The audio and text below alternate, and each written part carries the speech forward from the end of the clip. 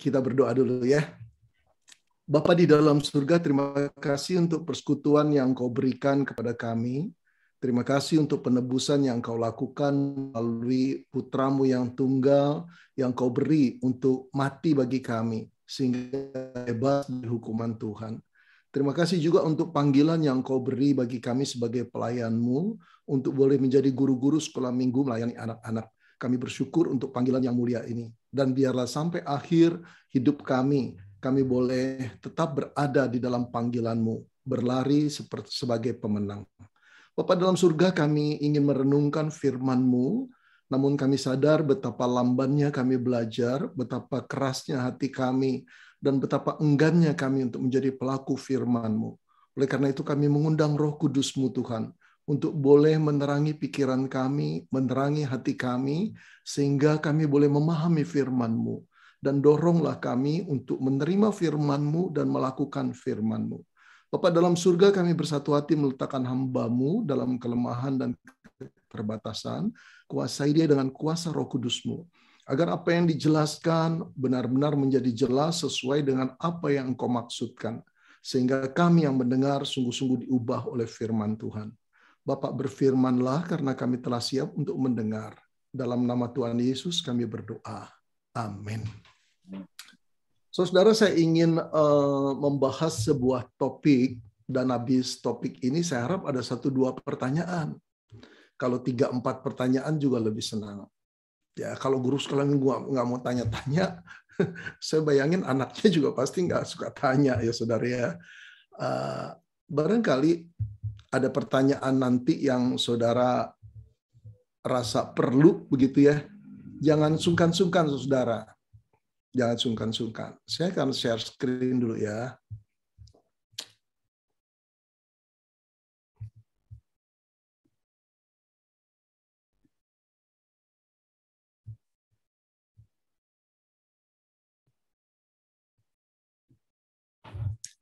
Saudara, hari ini saya ingin berbicara satu topik dengan tema yang saya beri, kekuatan menghadapi yang paling menakutkan. Apa sih yang paling menakutkan? Gimana kekuatan menghadapinya? Yuk kita buka Lukas 2 ayat 25 sampai dengan 33. Lukas 2 ayat 25 sampai dengan 33, saya sudah menaruh di slide saya. Demikianlah firman Tuhan. Adalah di Yerusalem seorang yang bernama Simeon. Ia seorang yang benar dan saleh yang menantikan penghiburan bagi Israel. Roh Kudus ada di atasnya dan kepadanya telah dinyatakan oleh Roh Kudus bahwa ia tidak akan mati sebelum ia melihat Mesias, yaitu dia yang diurapi Tuhan. Ia datang ke bait Allah oleh Roh Kudus.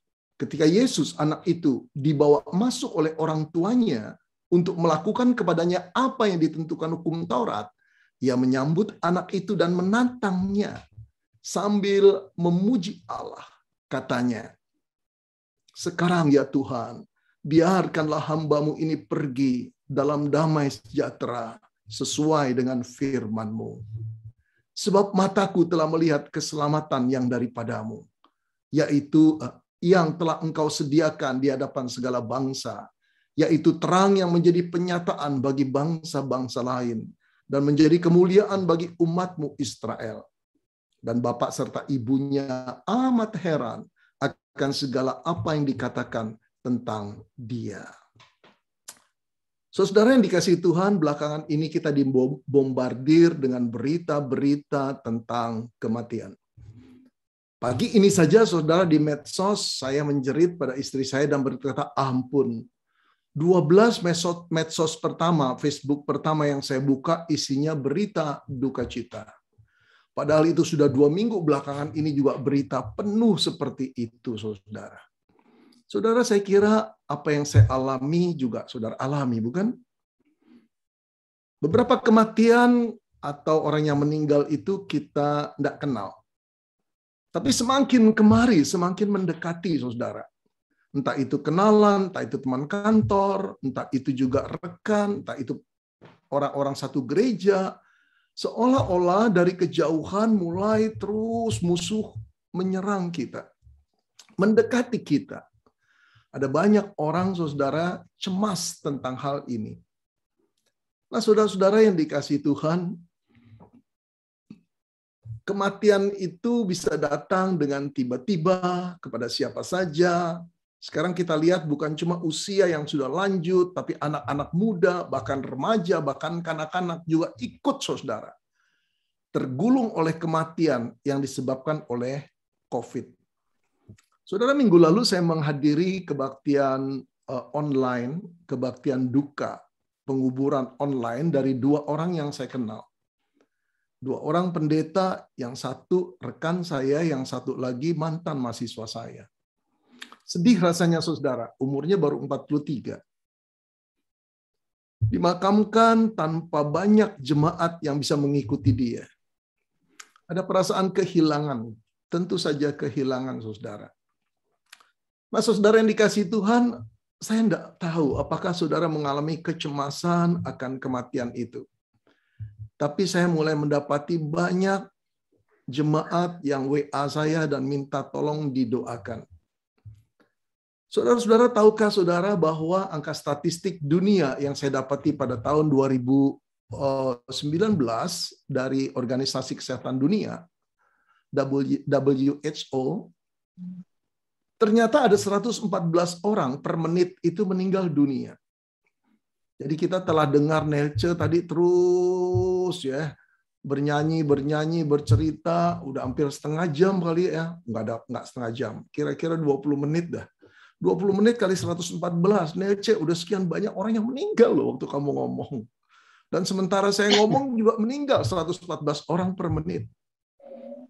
Saudara-saudara, sehari itu ada 164.000 orang meninggal di dunia ini. Kalau dijadikan bulan, 4,9 juta orang meninggal dunia per bulan. Dijadikan per tahun, 59 juta orang meninggal per tahun. Saudara, ini angka tahun 2019. Belum terhitung sebetulnya angka ini di dalamnya adalah orang-orang yang terpapar COVID, yang meninggal karena terpapar COVID. Bayangkan kalau itu dimasukkan. Saudara, mari kita lihat lagi, saudara. Kalau begitu, kalau seseorang itu hidup sampai 70 tahun, tahukah saudara berapa orang telah meninggal selama 70 tahun ia hidup? 4,1 miliar orang telah meninggal. Saudara-saudara, 4,1 miliar orang telah meninggal selama seseorang itu hidup sampai 70 tahun, bukan angka yang kecil. Hari ini, saudara, di dunia ini penduduknya 7,7 miliar. Saudara bisa bayangkan kalau saudara hidup sudah 40 tahun, 50 tahun, 60, 70, miliaran orang sebetulnya telah pergi selama kita hidup. Dan kita tentu saja mulai mengerti akan ada giliran kita untuk ada di sana berkumpul bersama-sama dengan orang yang dikuburkan. Saudara yang disayangi Tuhan, berbicara soal kematian itu tidak enak, bukan? Banyak orang menghindari. Bahkan banyak orang juga tidak mau datang untuk melayat. Ada kekhawatiran, ada ketakutan tersendiri. Saya berusaha untuk boleh memikirkan secara logika. Mengapa ya orang itu takut pada kematian? Saudara, ada beberapa pemikiran yang saya jadikan alasan. Yang pertama, orang takut pada kematian itu karena kematian itu belum pernah dialami oleh orang yang masih hidup. Betul? Andai kata saja kita sudah berpengalaman 2-3 kali meninggal dunia, kematian itu tidak terlalu menakutkan, bukan? Karena kita sudah berpengalaman. Kita tahu apa yang harus disiapkan. Kita tahu akan ada apa nanti setelah kematian. Tapi kita belum berpengalaman. Itulah sebabnya banyak orang takut pada kematian. Saudara, yang kedua, yang berpengalaman tidak kembali kepada kita dan menceritakan ada apa di sana. Oh, andai kata ada seseorang yang bercerita kepada kita bahwa kematian itu ternyata cuma hal yang bla bla bla bla bla bla bla, kita tidak takut, bukan? Karena tidak ada yang kembali, kematian itu menjadi hal yang misteri. Karena itu kebanyakan kita takut mengalami kematian. Yang ketiga, kenapa kita takut mengalami kematian, saudara? Karena kematian itu dalam konsepsi kita berarti keterpisahan. Kematian memisahkan kita dari orang-orang yang dekat dengan kita, yang menyayangi kita, entah itu keluarga kita, entah itu rekan kita, rekan pelayanan kita. Siapapun yang ada di lingkungan habitat kita hidup akan terpisah setelah kematian itu datang. Keterpisahan itu merupakan ketidaknyamanan, bukan? Karena itu orang takut menghadapi kematian. Saudara, alasan yang keempat, orang takut pada kematian karena orang masih merasa dia punya tanggung jawab. Saudara, tanggung jawab itu bisa jadi kita harus masih menanggung dan membesarkan anak-anak kita, atau menanggung orang tua kita, atau adik kita, atau kakak kita, siapapun, saudara. Rasanya kalau kita meninggal dunia, bagaimana mungkin mereka bisa hidup? Karena perasaan tanggung jawab inilah kita takut kalau tiba-tiba kita dipanggil. Yang kelima, saudara, mungkin saja kita tidak mau meninggal dunia atau kita takut meninggal dunia karena hidup kita terlalu nyaman. Hidup yang terlalu nyaman, hidup dengan tingkat ekonomi yang tinggi, hidup yang semua-muanya sudah tersedia, masa depan yang cerah, membuat kita itu gelisah kalau tiba-tiba kita dipanggil. Yang keenam, saudara, kenapa kita takut menghadapi kematian? Kita tidak siap menghadapi penghakiman Tuhan. Saudara-saudara, selain 5 alasan, faktor yang keenam inilah, saudara, yang saya pikir sangat banyak menghantui orang sampai orang takut menerima kematian. Tidak siap mengalami penghakiman Tuhan. Karena dia tahu setelah kematian datang, hidup ini tidak selesai.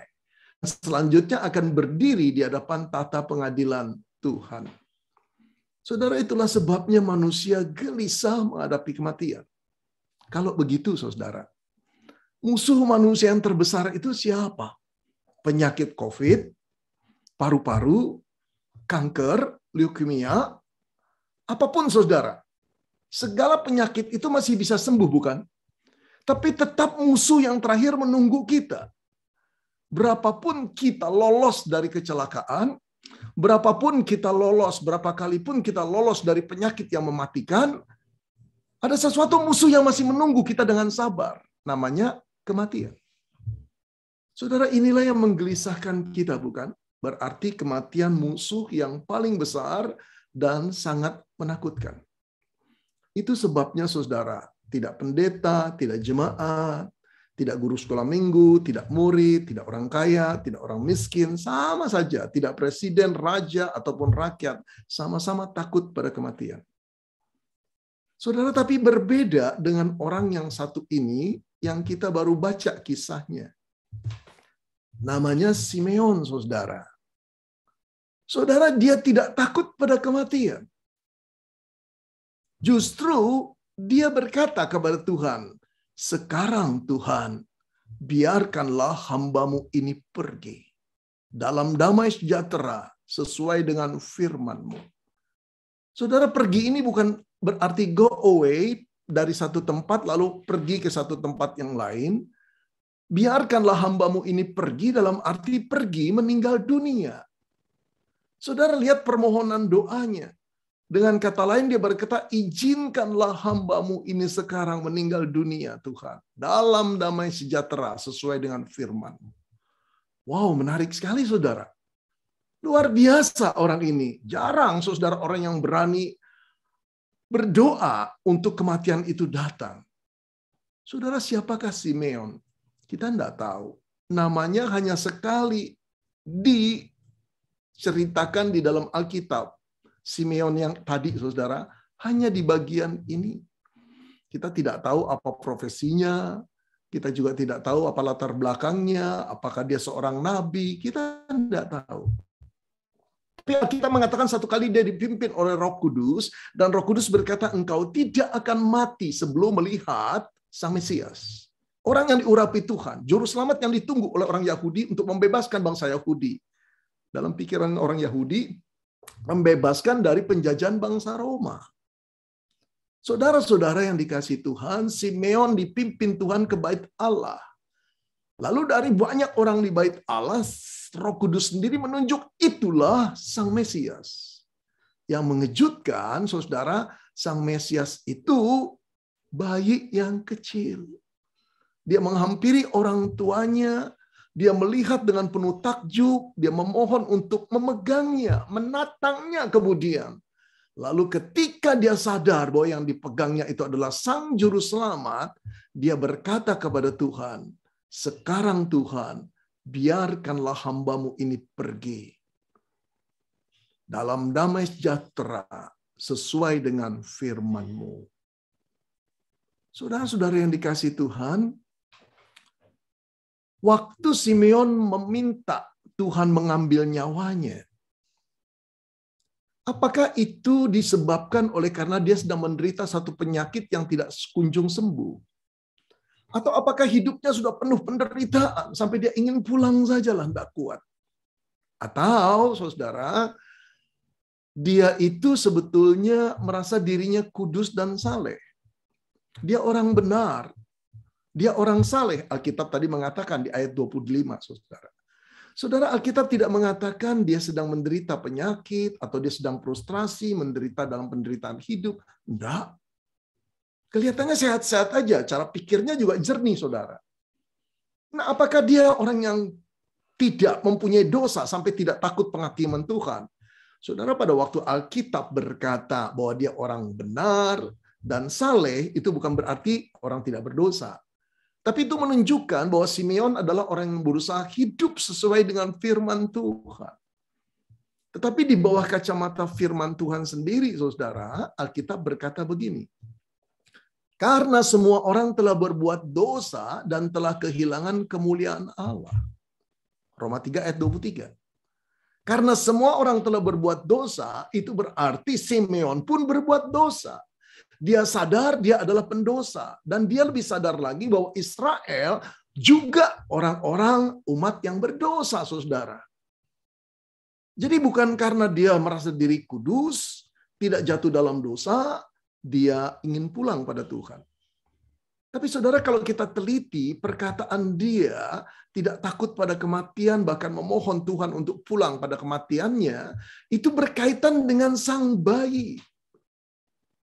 Saudara, siapakah bayi itu yang diangkat, dinantangnya di dalam tangannya, saudara?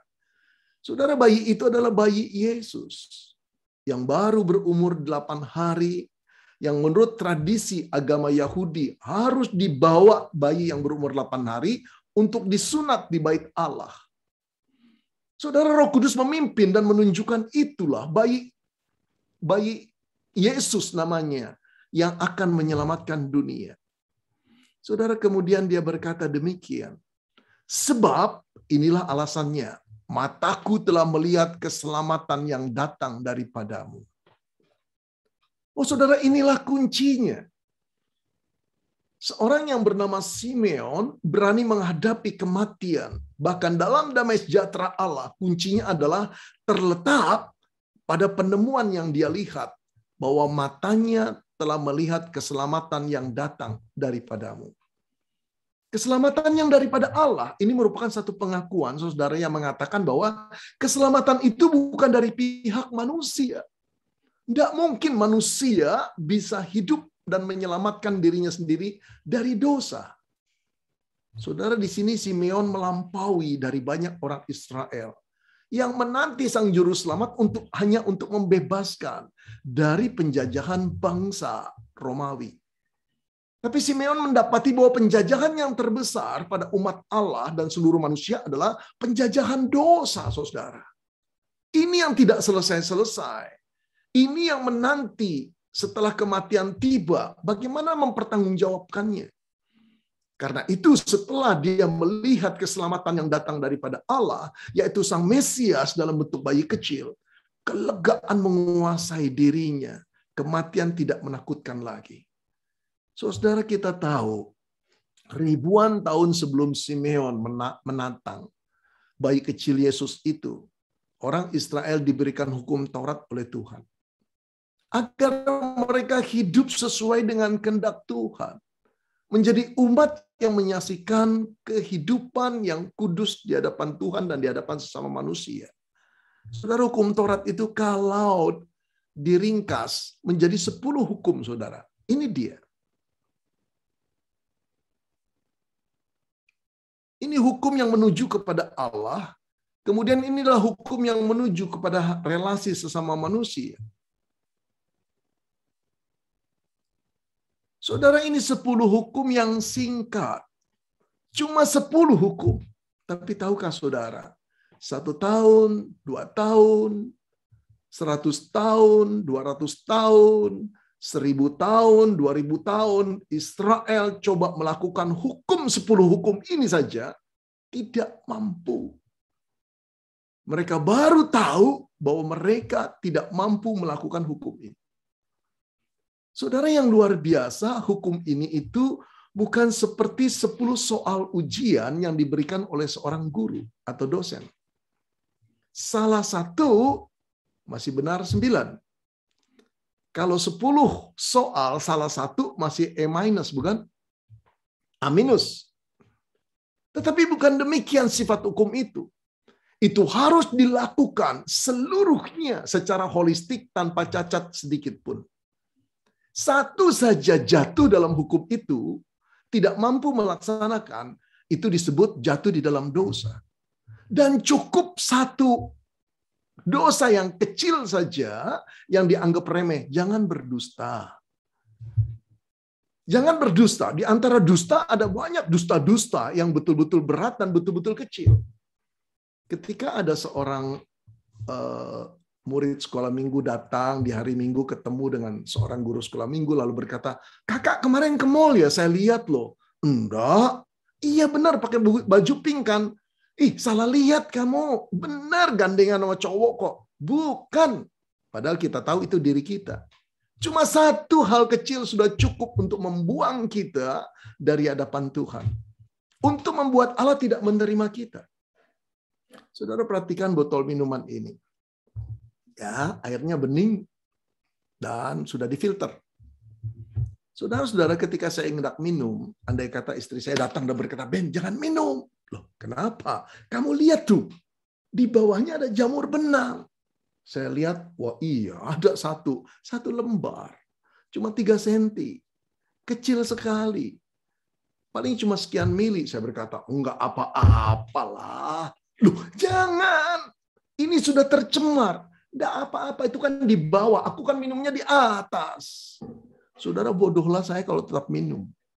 1 lembar jamur benang yang kecil cukup untuk mencemarkan seluruh air. Saudara, itulah sifat penilaian Allah terhadap manusia. 1 dosa kecil yang kita perbuat sudah merupakan kejatuhan yang fatal, yang membuat Allah membuang kita tidak berkumpul bersama dengan Dia dalam kekekalan. Karena Allah kudus, saudara. Saudara bisa bayangkan kalau setiap orang yang dosa kecil-kecil diterima oleh Tuhan. Lama-lama surga penuhlah dengan dosa orang yang kecil-kecil. Dosanya akhirnya numpuk, bukan? Saudara yang dikasihi Tuhan, saya ingin mengilustrasikan. Kalau satu kali terjadi pertengkaran suami istri. Karena seorang suami ketahuan oleh istrinya berselingkuh, berzina. Lalu terjadi pertengkaran besar dan istrinya tidak bisa mengampuni dan ingin bercerai. Sang suami sudah ngomong dengan halus, berlinang air mata, memohon ampun, tidak diberi. Lalu sang suami akhirnya naik darah dan berkata, "Begini, oke, kamu tidak ngampuni saya, nggak apa-apa.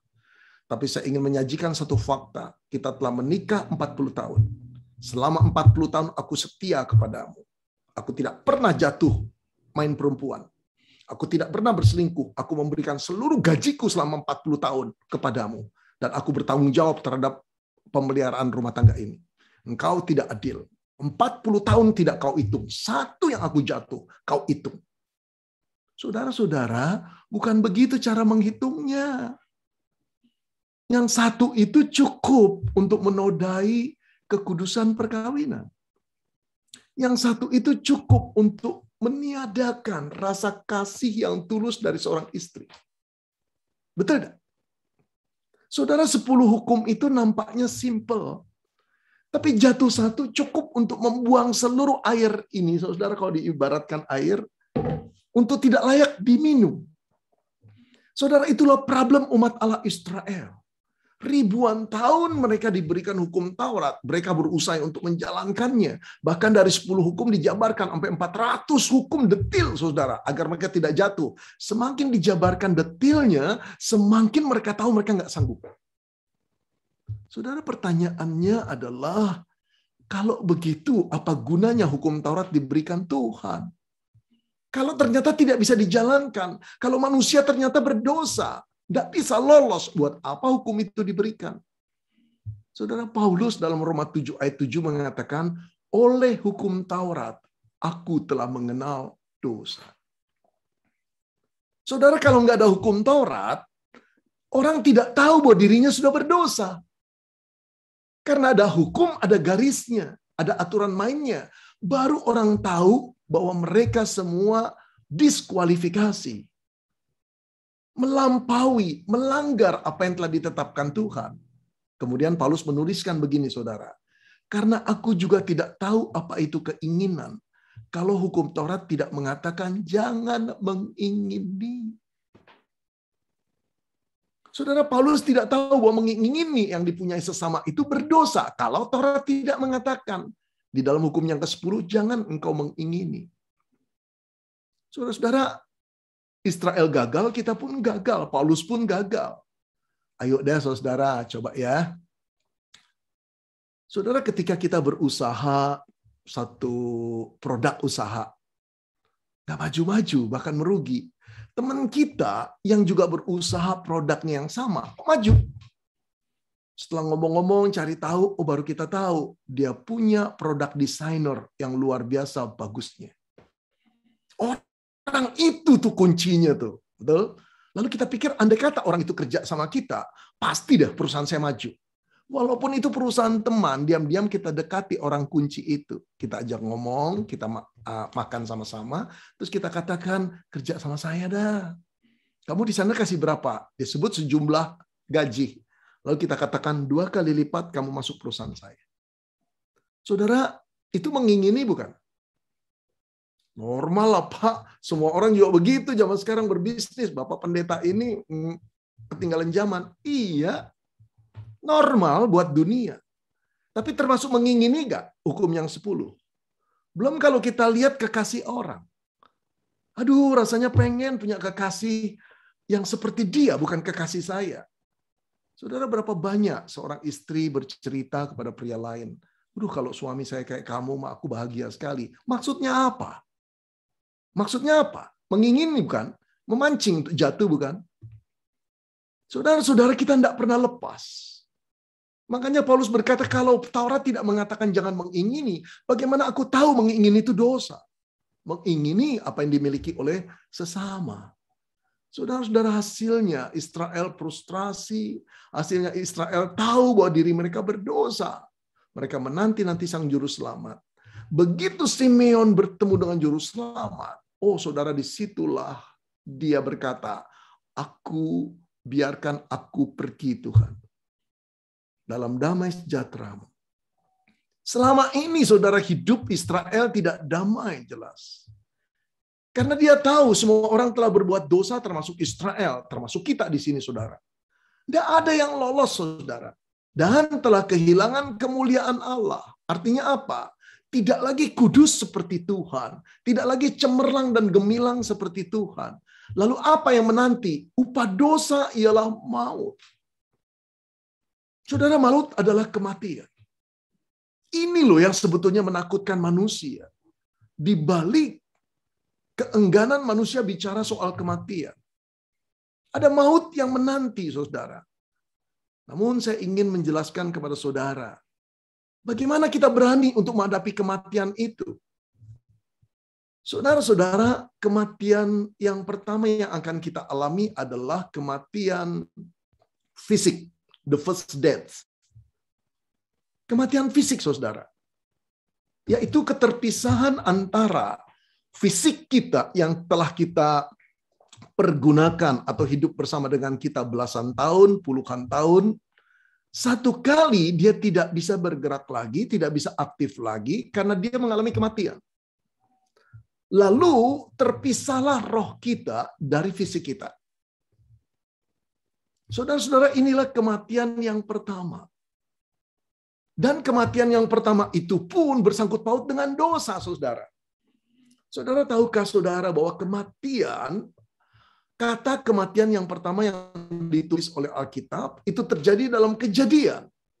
Ketika Allah berkata kepada Adam dan Hawa, khususnya kepada Adam, jangan kau makan buahnya, sebab pada hari engkau memakannya, engkau akan mati. Kematian fisik itu sudah terjadi setelah mereka jatuh. Sudah ada di depan mereka dan menanti. Jadi kata kematian itu, saudara, sudah berkait dengan dosa yang diperbuat. Kematian apa? Kematian pertama, kematian fisik. Saudara-saudara yang dikasihi Tuhan, sifat kematian fisik ini sebetulnya kematian yang tidak bisa dihindari. Tidak bisa dihindari. Takut tidak takut, siap atau tidak siap, saudara, kita akan pulang. Kematian itu pasti datang.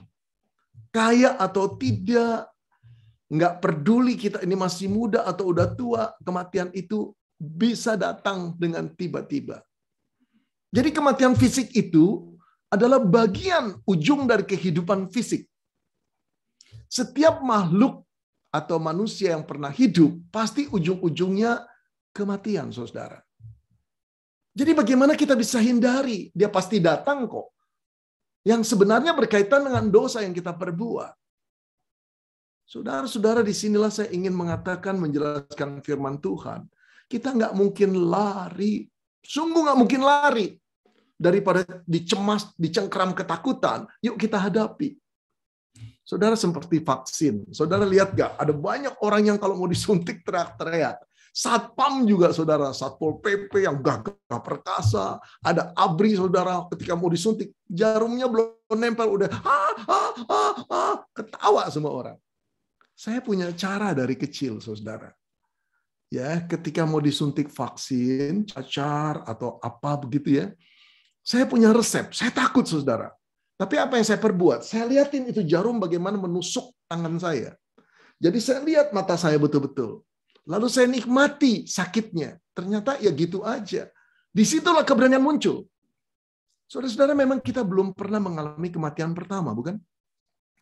Tapi dihindari. Kita tidak ingin mendengar tentang kematian. Gambar-gambar duka cita. Tetap saja kematian datang sama kita. Yuk, sebagai orang percaya kita hadapi bahwa kematian itu tidak bisa dihindari. Begitu kita meninggal dunia, fisik kita terpisah dari roh kita. Fisik kita sudah tidak aktif, akan mengalami pembusukan. Oleh karena itu kita akan dikremasi atau kita akan dimakamkan. Dia akan menjadi bagian kita di dalam hidup kita yang tidak bisa kita hindari.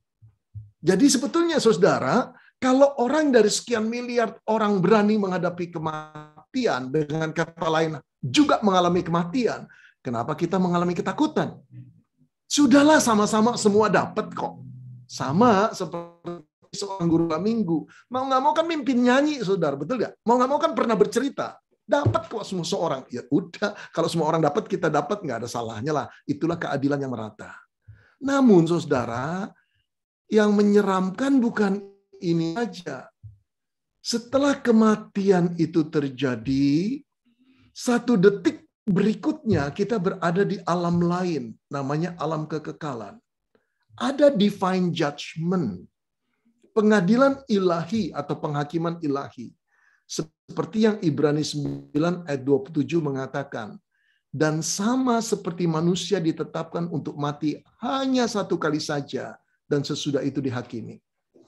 Saudara, ini firman. Kita tahu begitu kita meninggal dunia 1 detik berikutnya, penghakiman itu udah jadi bagian kita. Inilah yang menakutkan. Disinilah terbagi 2 kelompok orang. Orang yang tidak percaya pada Yesus dan orang yang percaya.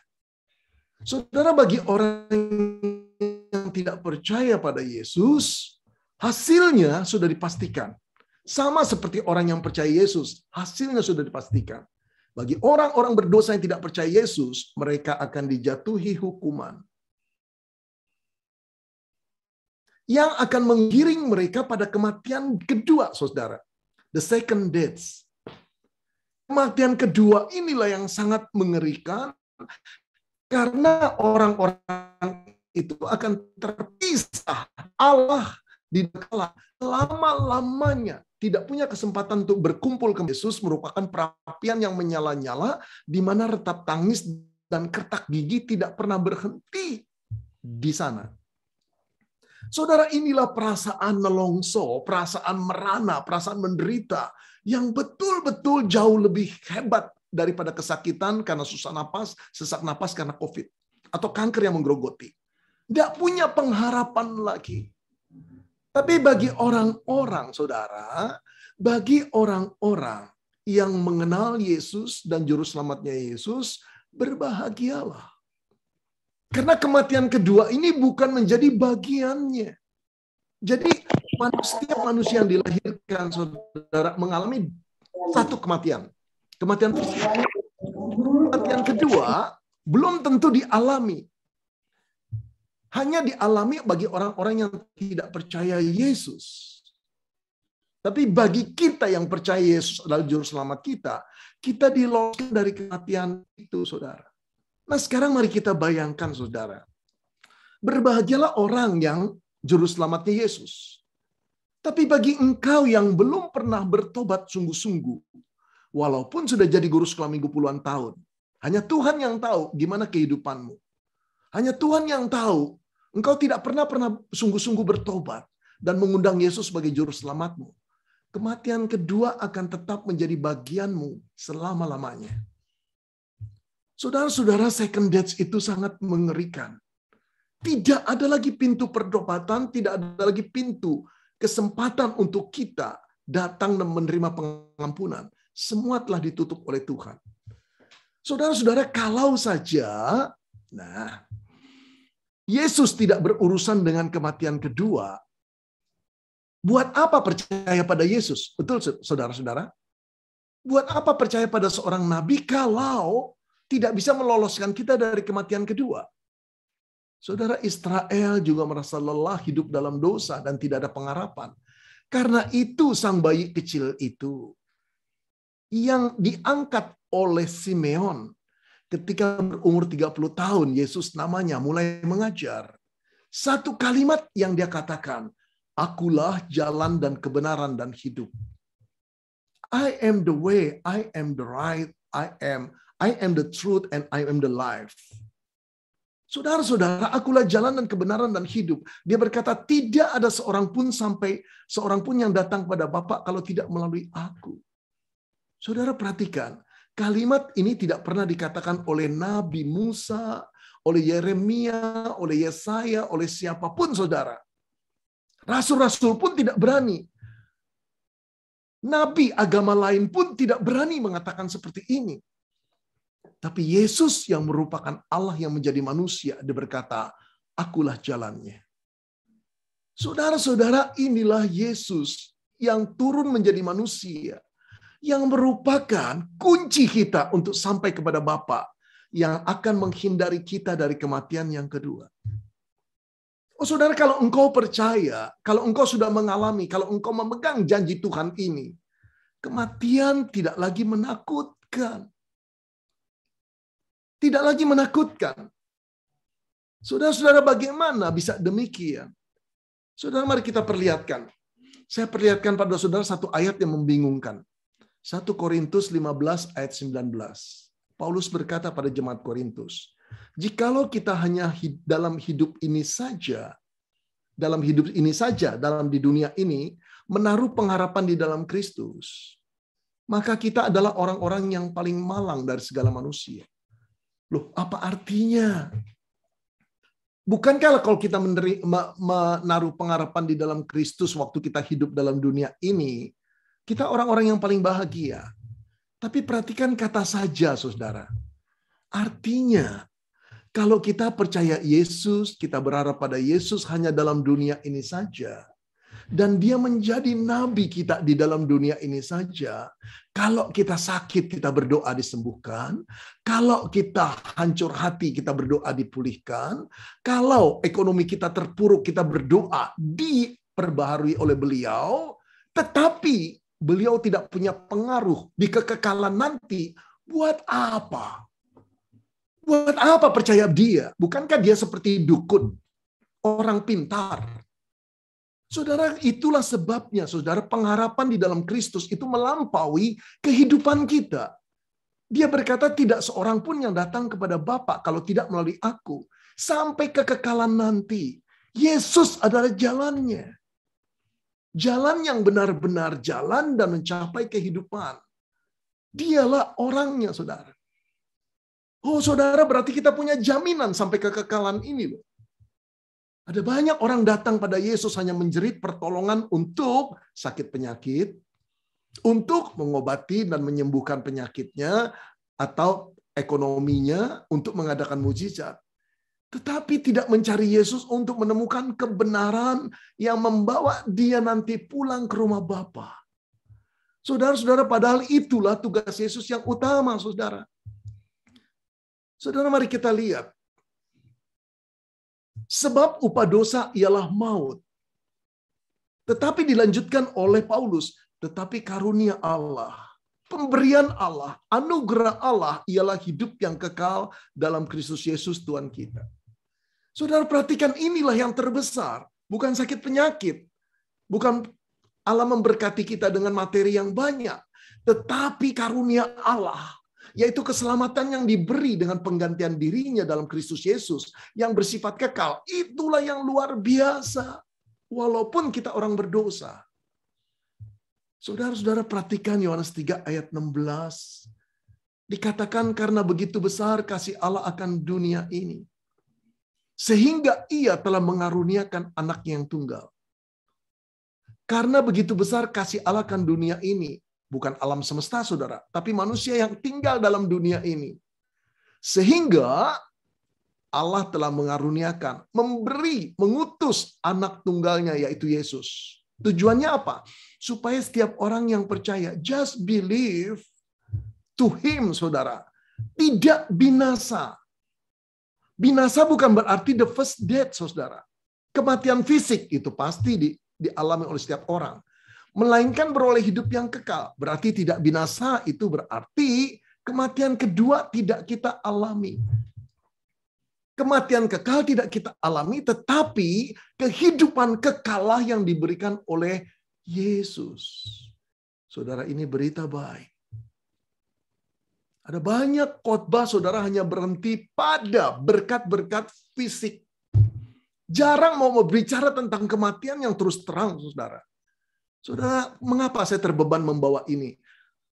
COVID yang mendorong saya. COVID membuat saya berkata, apa yang kamu lakukan terhadap jemaat Tuhan? Hanya membuat janji-janji bahwa mujizat Tuhan pasti terjadi. Jangan takut terhadap COVID. Kematian bisa datang dengan tiba-tiba. Juga kematian bisa datang pada saya, bukan? Tapi mengapa kita ketakutan? Barangkali kita belum pernah bertobat. Atau barangkali kita ragu memegang janji Tuhan. Engkau tidak akan binasa. Engkau akan memperoleh hidup yang kekal. Tuhan Yesus yang mengatakannya. Saudara, disinilah keberanian orang percaya untuk berjanji, memegang janji Tuhan. Saudara-saudara, mari kita lihat bagaimana cara Allah menyelamatkan kita. Yohanes 19 ayat 30, sesudah Yesus minum anggur asam itu berkatalah, sudah selesai. Selesai. Karena apa artinya sudah selesai? Yang pertama, saudara, misi yang Tuhan berikan kepada Yesus untuk menjadi manusia sudah dilakukannya. Yang rampung, penutup dari bagian misi itu adalah kematiannya di kayu salib. Makanya dia berkata, tetelestai, sudah selesai, Bapa. Misi itu telah penuh, misi itu telah sempurna dilakukan Yesus. Tapi sudah selesai mempunyai pengertian yang kedua. Seluruh hutang manusia terhadap Bapa karena dosa yang diperbuat oleh manusia pada Bapa telah dibayar lunas oleh Yesus Kristus. Sudah selesai. Di dalam tensis kalimat ini, it has done, saudara, punya pengertian, saudara, perfect passive.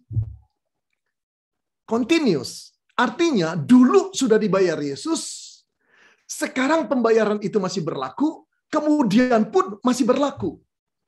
Seluruh pembayaran hukuman dosa kita sekali dilakukan telah berlaku selama-lamanya. Saudara, itu sebabnya di dalam 2 Korintus 5 ayat 21, Paulus berkata, dia yang tidak mengenal dosa, Yesus, yang tidak mengenal dosa, telah dibuatnya menjadi dosa karena kita. Supaya di dalam dia, kita dibenarkan oleh Allah. Saudara, Yesus itu tidak berdosa, satu pun tidak. Dia adalah manusia yang merupakan inkarnasi dari Tuhan, yang tidak jatuh di dalam dosa apapun. Tetapi di kayu salib, dia harus memikul seluruh dosa kita. Saudara, jadi bagi saya di salib itu terjadi pertukaran. Yesus yang benar itu menukar kebenarannya dengan kekotoran dosa kita. Dia mengangkat dosa kita dan kebenaran itu masuk di dalam diri kita. Supaya kita yang kotor dibenarkan oleh kebenarannya. Dan tidak lagi, saudara, berdosa kepada Bapa. Karena dia sudah membayarnya. Itu sebabnya dalam 1 Korintus 6 ayat 20 dikatakan, sebab kamu telah dibeli dan harganya telah lunas dibayar. Karena itu muliakanlah Allah dengan tubuhmu. Oh saudara, seluruh dosa yang dilakukan manusia telah dibayar Yesus. Dengan kematiannya.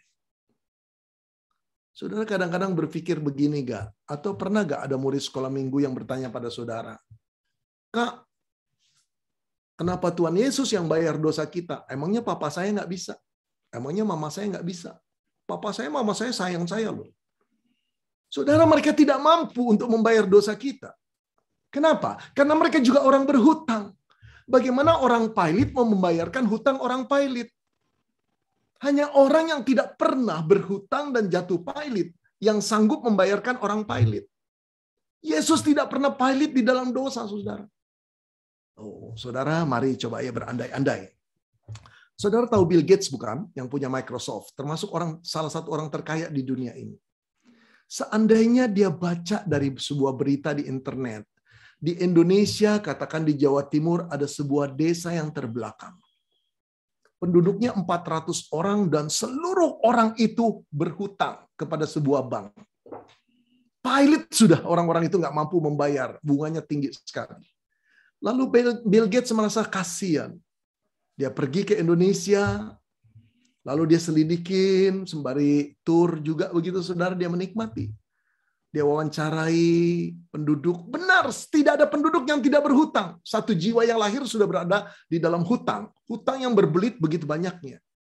Saudara-saudara, lalu kemudian Bill Gates melihat surat utang 400 orang itu. Wah, baru dia yakin orang-orang ini berhutang. Dia hubungin bank. Tolong total seluruh hutang orang-orang itu.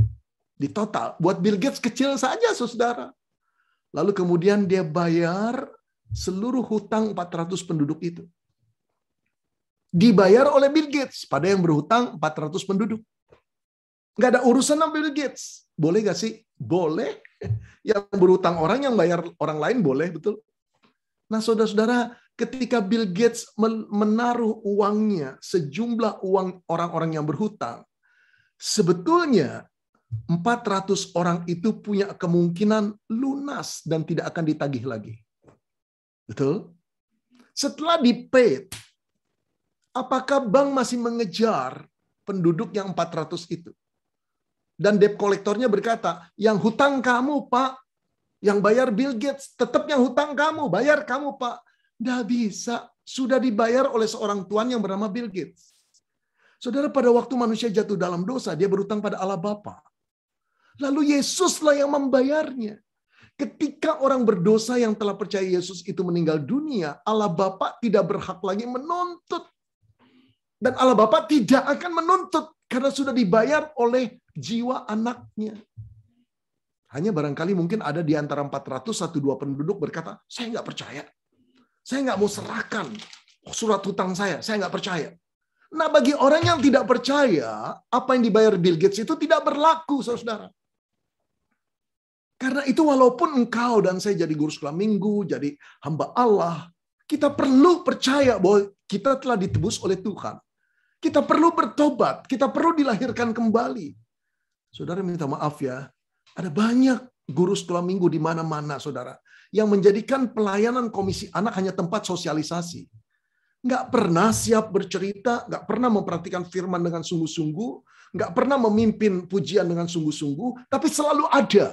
Orang kayak begini susah, saudara. Ada pembinaan juga nggak mau datang.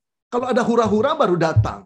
Sulit sekali untuk dicoret namanya, dia tetap hadir. Untuk diandalkan sebagai guru-guru sekolah minggu, nggak pernah bisa. Karena nggak pernah serius, bukan? Lalu ketika meninggal dunia, bisakah dia disebut hamba Tuhan yang setia? Bisakah, saudara, dia sungguh-sungguh bertobat? Masih tanda tanya besar, bukan? Hanya Tuhan yang tahu dia sudah bertobat atau belum. Tapi kalau kita menjadi guru sekolah minggu seperti itu, ayo saudara, kematian kedua itu sangat mengerikan. Pengadilan terakhir itu akan membuktikan kita apakah jadi orang yang sudah bertobat atau belum. Nah, saudara, bagi kita, setelah Yesus itu kita terima sebagai juru selamat, dengarkan ini Roma 8 ayat 1. Demikianlah sekarang tidak ada penghukuman bagi mereka yang ada di dalam Kristus Yesus. Ini firman Tuhan. Ini dampak penebusan Yesus. Ini janji Tuhan. Tidak ada penghukuman. Aduh Pak, saya percaya sih Pak. Yesus sudah mati bagi saya. Seluruh dosa saya di write off Pak. Dihabiskan Pak. Tapi kan saya masih berdosa. Saudara-saudara, kalau saja kita masih berdosa dihitung oleh Tuhan, penebusan Yesus itu nggak punya arti. Karena tidak ada orang yang setelah ditebus nggak pernah melakukan dosa lagi. Telah selesai artinya dulu sudah saya bayar. Sekarang pun dosamu sudah saya bayar. Kelak pun akan aku bayar terus. Satu kali Yesus meninggal dunia cukup untuk menghapuskan seluruh dosa kita. Oleh karena itu, saudara, Paulus berkata dalam Efesus 2:8-9, sebab karena kasih karunia kamu diselamatkan oleh iman. Saudara perhatikan ini, karena anugerah kamu diselamatkan melalui kepercayaan kamu. Itu bukan hasil usahamu, bukan karena lamanya kamu melayani di sekolah minggu, sedekah kamu, amal bakti kamu, banyaknya persembahan yang kamu buat, bukan. Tetapi pemberian Allah. Itu bukan hasil pekerjaanmu, pekerjaan baikmu. Jangan ada orang yang memegahkan diri. Saudara, kehidupan Kristen itu bermula dari anugerah. Kemudian dialami penebusannya karena anugerah. Kemudian kita melayani Tuhan pun karena anugerah. Tidak ada jasa kita. Kalau begitu sekarang, apakah kematian itu menakutkan? Saya masuk bagian terakhir, saudara.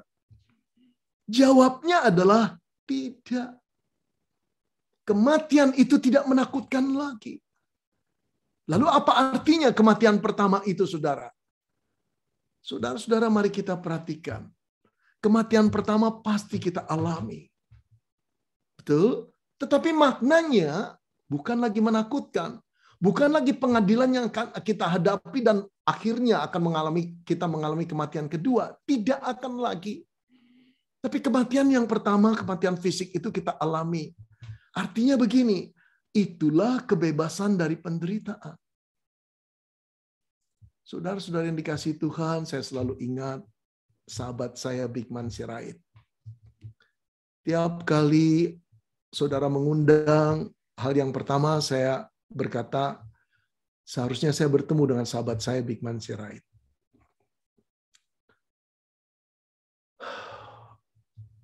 Saya kira hampir 10 tahun kehidupannya yang terakhir penuh dengan sakit penyakit.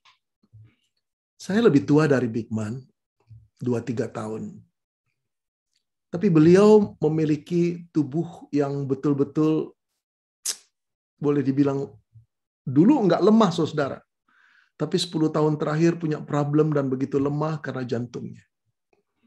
Tapi yang luar biasa keluar masuk rumah sakit. Dia tetap punya semangat. Nah, kalau saya jadi big man, kita jadi big man, saudara. Kita berkata, Tuhan sakit loh Tuhan. Menderita, bukan? Nah, kapan Pak Big Man itu punya tubuh yang tidak lagi dibebani oleh kesakitan dan penderitaan? Pada waktu beliau pass away. 1 detik berikutnya, tubuhnya sudah berbeda. Tidak ada lagi luka, tidak ada lagi alat pacu jantung, tidak perlu lagi check up, tidak perlu lagi ronsen, tidak perlu lagi MRI, tidak perlu lagi CT scan, tidak perlu. Jadi kematian itu pembebasan. Tubuh yang lama, Paulus berkata seperti kemah, diganti dengan tenda yang baru. Saudara rindu dah? Saudara, kalau kita mulai menua, apalagi terus menderita penyakit dari satu penyakit lain, apalagi divonis oleh Tuhan, oleh dokter final terminal illness, aduh, nggak enak jadi orang sakit. Tapi tahukah saudara, ketika kematian datang, itulah pembebasan tubuh kita dari segala penyakit. Yang kedua, apa yang dibebaskan lagi, saudara? Dosa. Saudara-saudara, saya bertanya pada saudara, pernah nggak saudara berpikir, saudara tidak melakukan dosa 1 hari saja? Pernah nggak? Iyalah Pak, kalau 1 hari bisa saya Pak, 1 minggu, 1 bulan juga bisa. Nanti dulu. Saudara, saya sudah 34 tahun menyerahkan diri menjadi hamba Tuhan. 20 tahunan saya jadi pendeta, tapi saya mengaku pada saudara, saya tidak pernah tidak melakukan dosa 1 hari saja. Sulit sekali. Baik dengan perkataan, baik dengan pikiran, dengan perkataan, dengan perbuatan, dengan penglihatan. Saya sedih kalau saya jatuh dalam dosa. Bagi orang yang ingin hidup kudus, tidak mudah untuk menerima kenyataan, kok gagal lagi. Tapi aku harus menghadapi fakta, saudara. Walaupun aku sudah lahir baru, kedagingan masih ada padaku. Godaan itu real sekali. Entah marah, entah iri hati, entah yang lain, aku jatuh dalam dosa. Saudara, satu keinginan saya, Tuhan, aku ingin tidak berbuat dosa. Kapan itu terjadi? Pada waktu kematian itu datang. Saudara, kadangkala saudara anak kecil yang berumur 9 tahun, anak sekolah minggu kita meninggal, kita heran. Tuhan, kok masih muda yang Engkau panggil pulang? Kasihan anak itu. Justru di satu pihak, itu satu berkat, saudara. Begitu mudanya, dia dibebaskan dari kuasa dosa. Saudara, kapan kita bebas dari kuasa dosa? Kalau kematian itu datang, rindukah saudara? Atau takutkah saudara? Kalau saya rindu, saudara. Saudara, kematian juga merupakan sarana kita masuk surga. Kalau surga itu mulia, kalau surga itu tidak pernah bisa disamakan dengan kenikmatan dunia yang seperti apapun, tempat seperti nyaman apapun, kenapa kita tidak ingin pulang? Saudara, seringkali saya berbicara sama istri, pengen rasanya pulang cepat-cepat. Saya pengen masuk surga, saudara.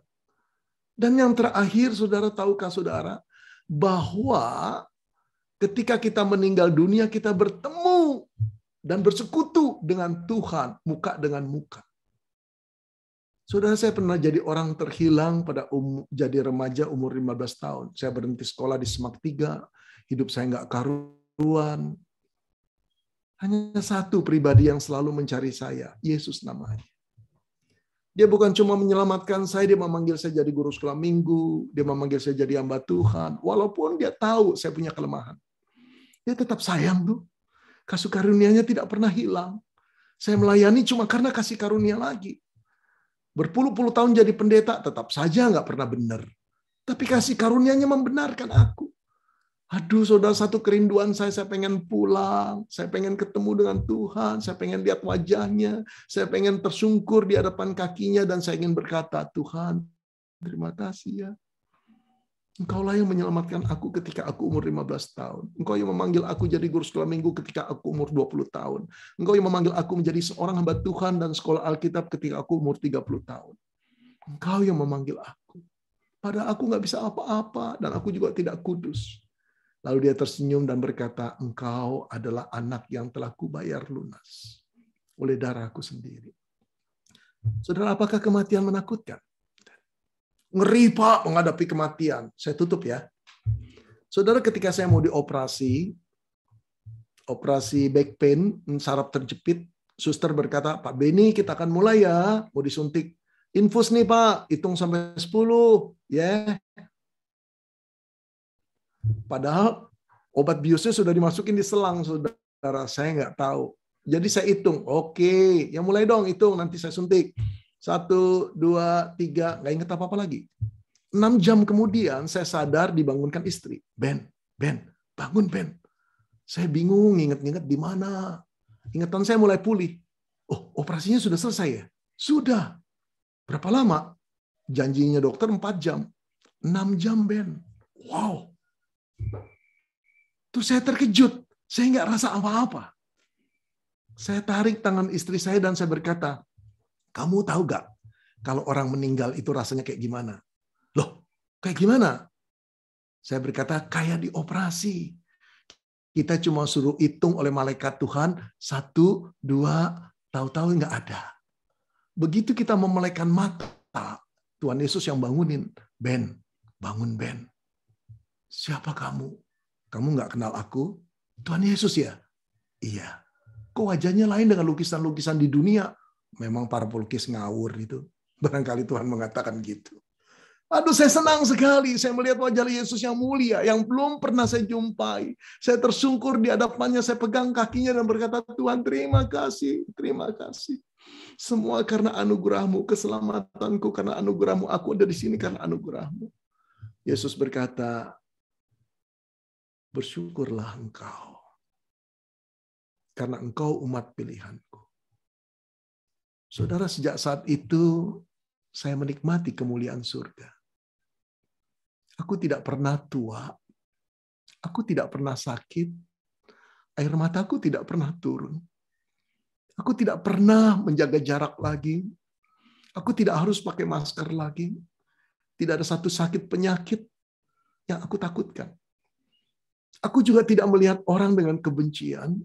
Dan tidak ada seorang pun yang membenci aku. Satu kehidupan yang indah sekali. Saudara-saudara, bagaimana kekuatan apa yang bisa membuat kita menghadapi kematian itu dengan tegar? Bahkan menanti, biarkanlah aku pulang Tuhan dalam damai sejahtera-Mu. Kalau kita percaya bahwa kita umat tebusan. Kalau kita percaya bahwa janji Allah tidak berdusta. Pegang itu. Mari kita berdoa.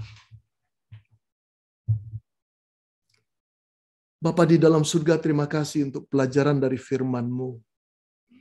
Tuhan, kami akui kami masih jauh daripada apa yang Tuhan inginkan. Menjadi teguh dan percaya di dalam iman kami. Bahwa segala sesuatu konsekuensi dosa yang telah kami perbuat telah lunas dibayar oleh Tuhan.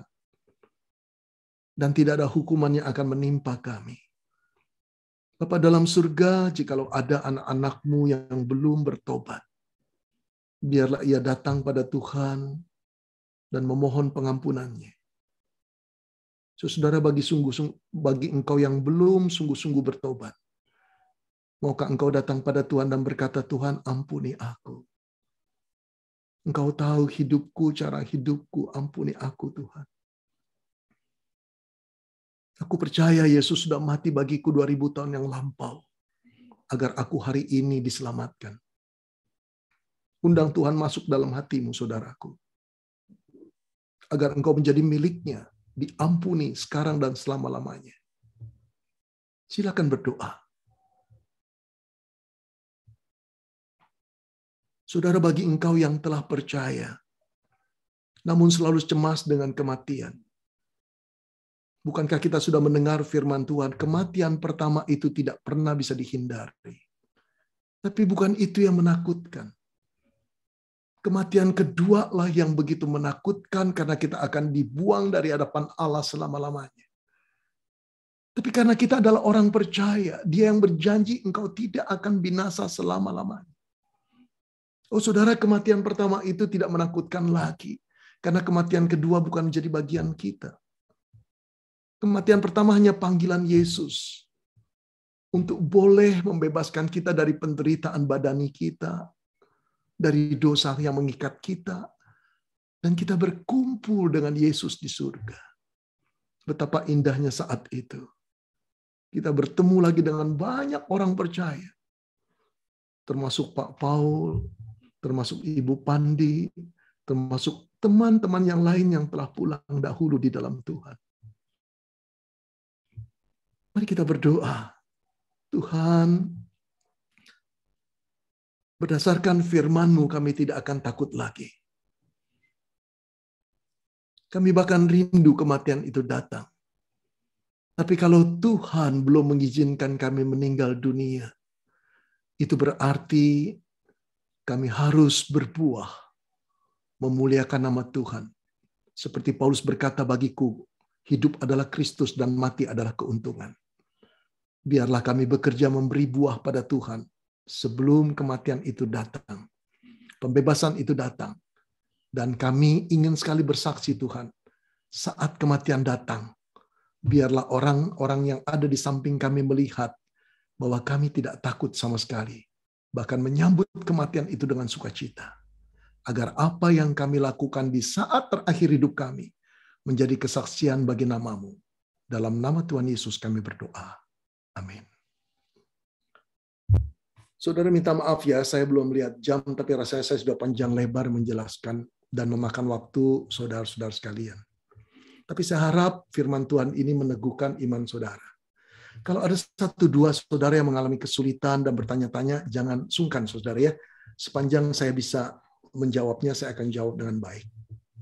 Terima kasih, saya kembalikan ke Nelce. Oke, makasih Pak Benny untuk sharing firman-Nya. Kita lanjut langsung ke ada yang mau bertanya nih dari tadi nih. Ko Robert, silakan kok. Saya beri kesempatan untuk bertanya. Selamat sore Ko Benny. Oke, selamat sore Robert. Apa kabar? Ya baik.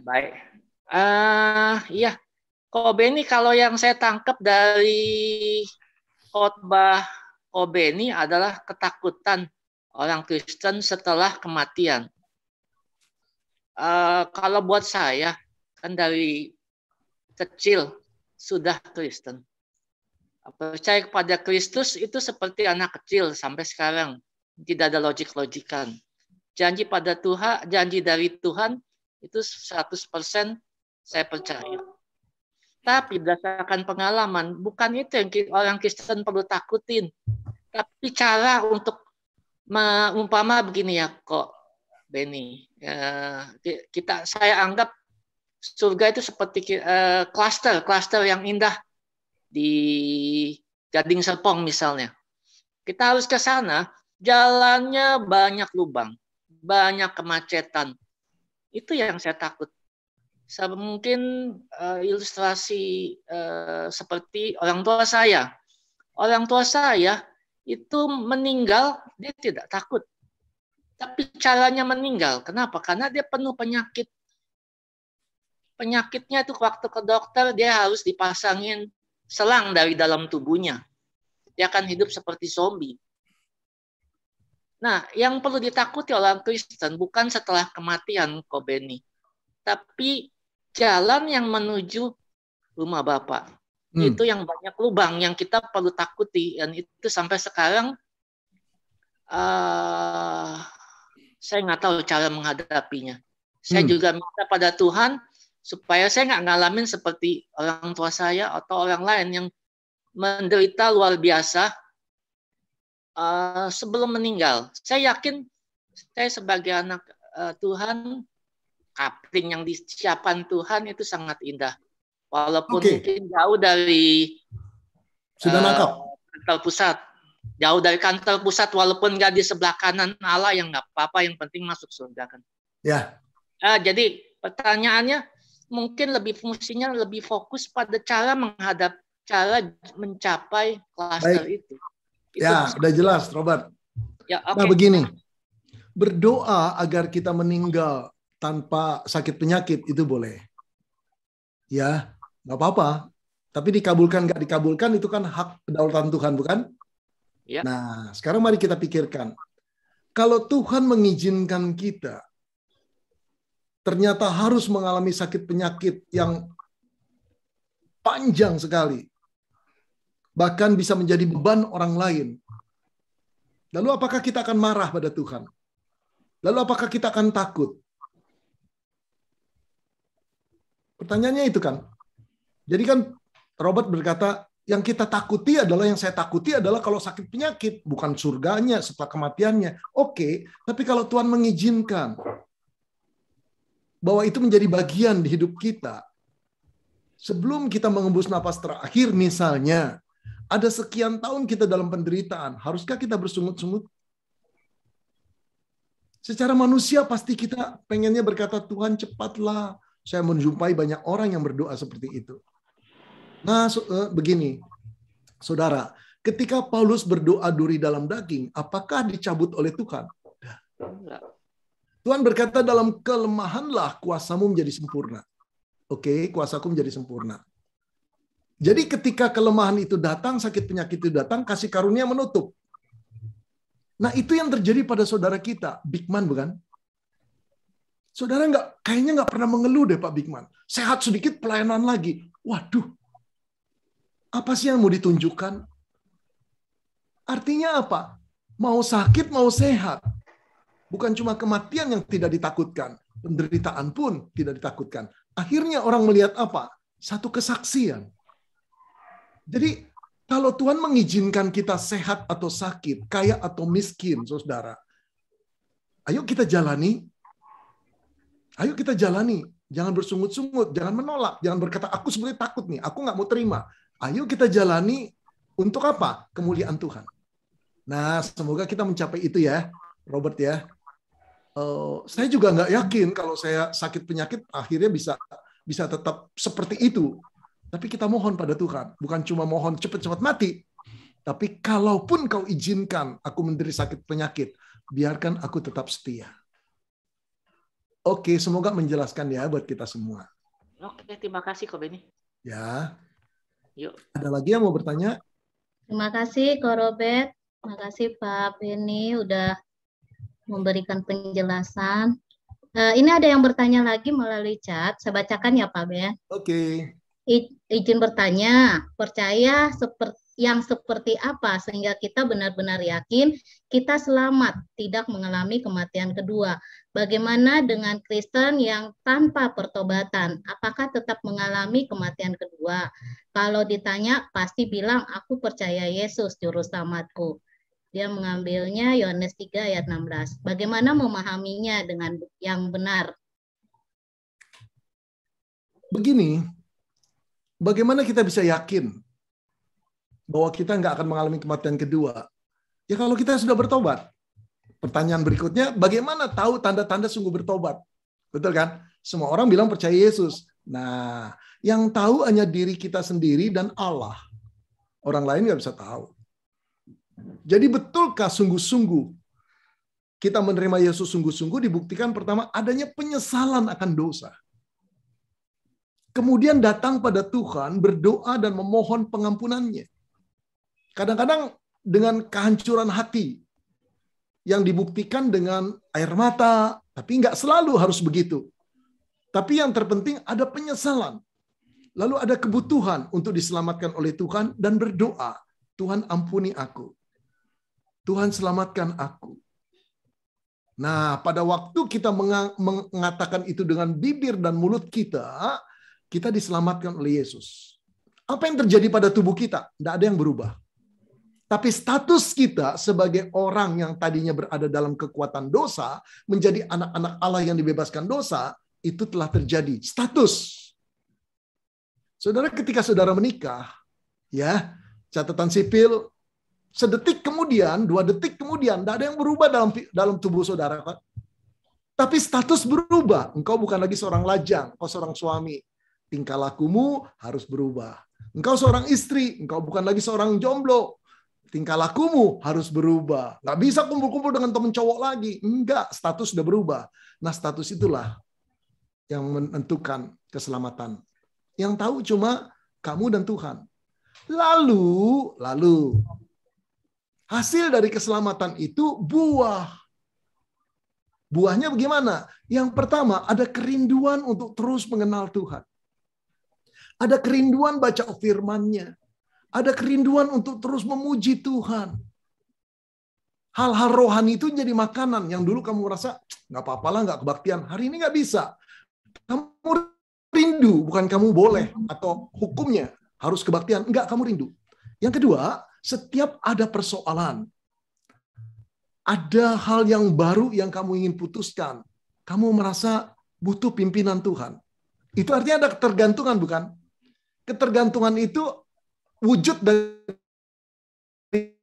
mulai ada relasi, bukan? Tidak lahir baru, tidak ada relasi. Orang yang tidak ada relasi tidak perlu bergantung. Mau menikah, dia pilih sendiri.